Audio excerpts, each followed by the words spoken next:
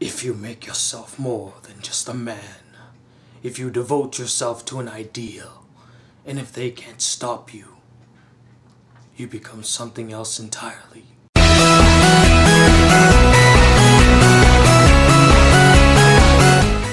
What up, y'all? It's the Black Critic Guy, and today I'm here to review the return to form of Batman with Batman Begins. So the basic premise of Batman Begins is it chronicles the life of Bruce Wayne, who tragically lost his parents at a young age due to a robbery shooting. Years later, he confronts the man who killed his parents in the intent to kill him, but ends up being killed by somebody else. And in that, he realizes that crime and violence still is rampant, even though this guy is out of the picture. And he realizes how insignificant and how he pretty much can't do nothing about it. He feels weak, he feels scrawny, so he runs away. During his self-banishment, he confronts a man by the name of Ducar, who tries to mold Bruce Wayne into something more than just a man, but an idea that can be used to fight criminals. And so he gets trained by him, and he dons on the mask and becomes Batman. So it's no surprise that I absolutely love this movie. I love it to death. Watching it again just makes me realize how much I love this movie. And the reason that I love this movie so much is because it fixes every problem that I have with all the previous Batmans and exceeds my every expectation. Character development of Batman, Batman not becoming a secondary character, character relations, action, well-developed characters, all that stuff is in this movie. I just love the realistic depiction of all the characters that Christopher Nolan brought to this series, and I really loved how he actually molded the character of Batman, dissect him, and actually got into the psyche of why he became this mass vigilante who goes out and, you know, fights criminals. What's his cause? Why he's doing all this? We get a reason now. It's not just, oh, well, I'm doing it because I'm doing it. He has a reason. He's trying to make sure that nobody else suffers like he did,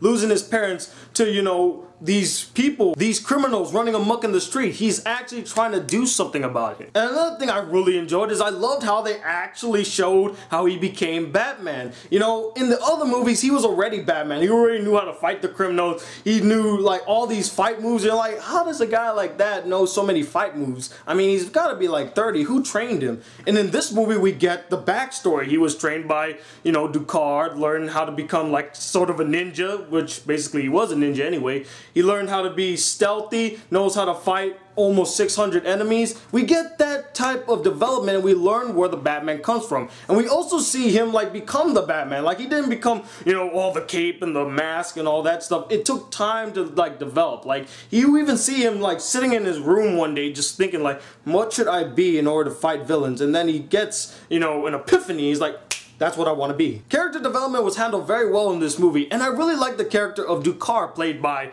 the man, Liam Neeson. And the reason I liked him is because Christopher Nolan took a more realistic approach to this character and didn't make him a goofy, cartoonish villain. They made him realistic and made him have a purpose. Like, his reasoning for doing what he did, it was logical. And I kind of found myself on his side sometimes in the movie. Like, you know what? He's right. Because if we do this, then the problems of society is fixed. But again, the morals of Batman would not let him do something like that. That's why he's fighting against Ducar. And why you kind of root for Batman, but you also understand where Ducar is coming from. And I really love the chemistry with all the characters. You actually get to see Bruce interact with his family. You get a development of his family. You get a development with him and Alfred, which has been totally lacking in the other Batman. You see actually Alfred helping him. Alfred being like a father figure to him. You see that development. And, you know, a lot of people hate on Katie Holmes for being in this movie. I liked her in the movie. She wasn't bad. She was not the weak link. She was just that character. And I really loved the chemistry with Bruce and Rachel. I really felt like it was genuine. It was real. You really get a development of their character when they were friends as kids. How it grew up and they matured, and, you know, one fought for good while the other one was kind of like,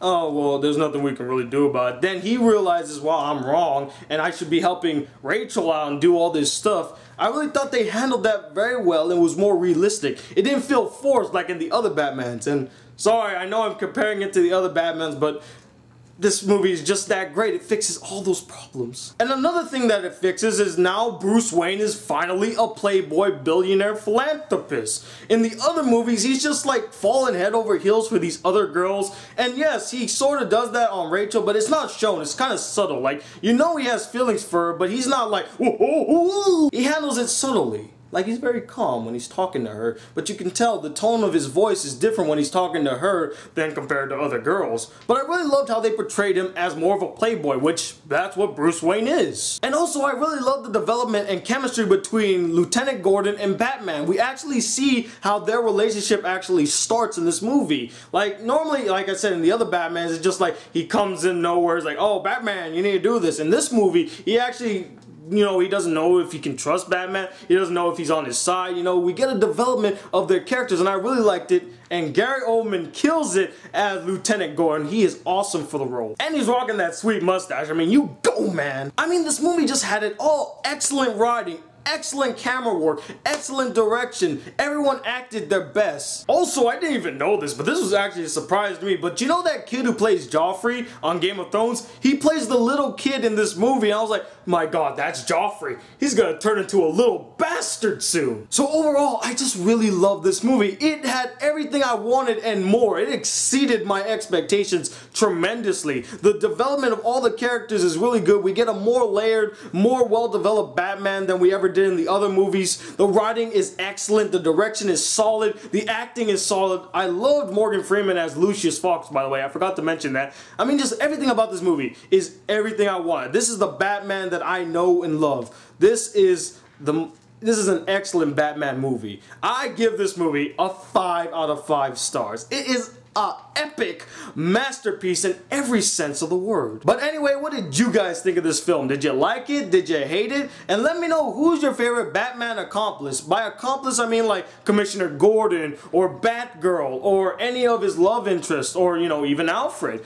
Comment below and let me know. Anyway, I'm the Black Critic Guy, bridging the gap between movies and anime reviews. Till then, peace, YouTube.